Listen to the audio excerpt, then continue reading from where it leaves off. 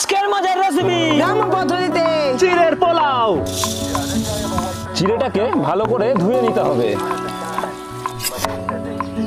সুদীপ এইদিকে গাজর কেটে নিচ্ছে আর পোলাওয়ের জন্য একটা ক্যাপসিকাম কেটে নেব। চিড়ে পোলাও তৈরি করার জন্য কিছু পরিমাণ মতো বিনস কেটে নেব, সাথে কিছু লঙ্কা, আদা, পেঁয়াজ কেটে নেব। পরিমাণ মতো কিছু ধনে পাতা কেটে নেব।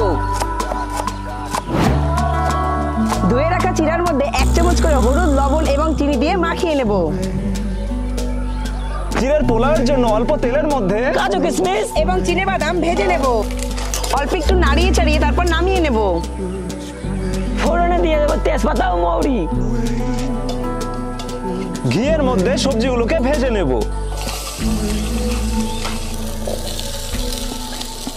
ভাজা সবজির মধ্যে পরিমাণ মতন হলুদ, লবণ এবং জিরার গুঁড়ি দিয়ে দেব। দারুণ একটা গন্ধ ছাড়ছে। ভাজা সবজির মধ্যে চিড়াটা দিয়ে নেব। আলতোভাবে নাড়িয়ে নিতে হবে যাতে চিড়েগুলো একদম না ভেঙে যায়। ভেজে রাখা বাদাম ও কিশমিশ গুলো দিয়ে নেব। উপর থেকে ঘি ছড়িয়ে নাড়িয়ে নেব। আমাদের পোলাও প্রায় হয়ে গেছে। উপর থেকে ধনিয়া পাতা একটু ছিটিয়ে নাড়িয়ে নেব।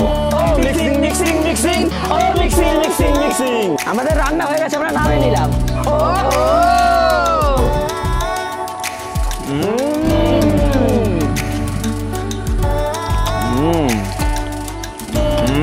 সুপার হয়েছে কিন্তু, কি বল?